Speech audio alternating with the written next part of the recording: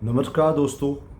पिछली 5 कड़ियों में लगातार हमने बातचीत की है कि चाइल्ड डेवलपमेंट, बच्चे का बिहेवियर, बच्चे की ग्रोथ और बच्चे का पनपना, इसके बारे में हमने कई छोटे मोटे मुद्दों की बातचीत की हैं।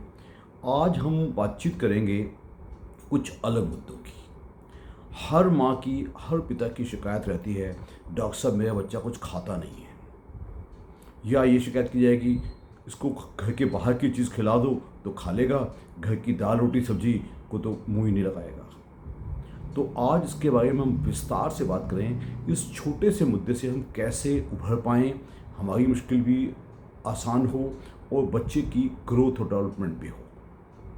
अभी तक आपने मेरा यूट्यूब हेल्थ चैनल घर का डॉक्टर जानकारी ही जीवन है, अगर आपने इसको लाइक, शेयर या सब्सक्राइब नहीं किया है तो अवश्य कीजिएगा और बेल आइकन जरूर दबाइएगा, ताकि मैं आपको और एम्पावर कर पाऊँ। नॉलेज, ज्ञान से ही हम अपना स्वास्थ्य और अपने परिवार का स्वास्थ्य ठीक कर सकते हैं और बेतुकी और ना चाहिए डॉक्टरी सलाहों से और अननेसेसरी दवाओं से बच सकते हैं। जैसा कि मैंने कहा कि आज डिस्कस किया जाएगा, जब माँ या पिता शिकायत करते हैं डॉक्टर साहब मेरा बच्चा खाता नहीं है, उसकी कई छोटी छोटी वजहें हैं खाता नहीं है। एक तो हमें कभी भी, चाहे बच्चा 6 महीने का हो, चाहे बच्चा साल का हो, चाहे बच्चा 2 3 4 5 साल का हो, अपने शेड्यूल के हिसाब से उसको खाना फोर्स नहीं करना चाहिए कि मुझे वहाँ जाना है, पहले मैं इसको खाना खिला दूँ फिर जाऊँगा या जाऊँगी, मुझे इस टाइम तो ये काम करना है, मैं पहले इसको खाना खिला दूँ। बच्चे को हमेशा खाना मांगने दो। जब तक बच्चा खाना मांगे नहीं तब तक उसको खाना मत दीजिएगा। अक्सर देखा गया है कि माँ कहती है डॉक्टर साहब अगर मैं इसको खाना दूँ तो ये पूरा कुछ दिन भी कुछ नहीं खाएगा। तो ये गलत सोच है। क्यों? बच्चे को अपने माँ बाप का प्यार का ज्ञान है, उसको पता है मेरी माँ ले दे के फिर मेरे पीछे पीछे आ जाएगी। Don't run after the child, don't force feed the child. बच्चे को खाना अपने आप खाने दो, अपने हाथ से खाने दो। थोड़ा कपड़े गंदे करता है, मुंह गंदा करता है तो करने दो।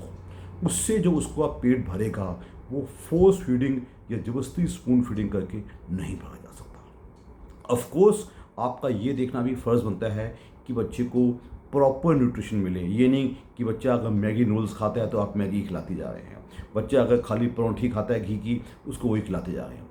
बच्चे को प्रॉपर न्यूट्रिशन मतलब उसमें हरी सब्जी भी हो, उसमें दाल भी हो, उसमें फल भी हों, उसमें एग भी हो और उसमें दूध दही भी बाकायदा हो।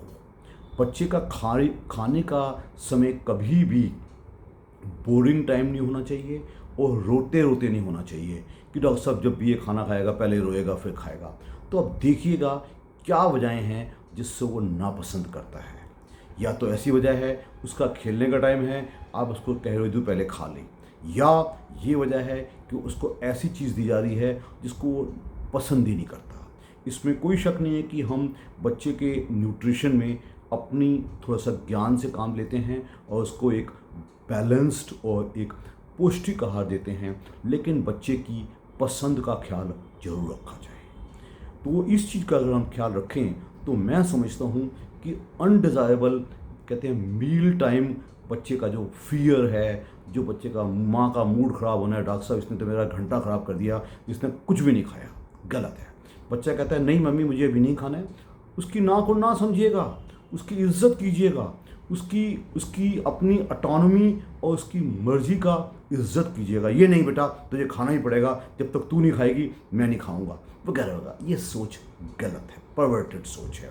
इसको बदलिएगा, मील टाइम को एक प्लेजेंट टाइम बनाइएगा, ज़बरदस्ती बच्चे को कभी मत खिलाइएगा और ताज़ा खाना हमेशा। ये नहीं कि बच्चे को आपने ठंडा खाना दे दिया, बच्चा उसको ऐसे ही उठा के उल्टी कर देगा। ऐसी छुटपुट चीज़ों का ख्याल रखेंगे तो मैं समझता हूँ मील टाइम एक प्लेजेंट टाइम भी बनेगा और बच्चे की शारीरिक विकास और मानसिक डेवलपमेंट भी अच्छी होगी। धन्यवाद।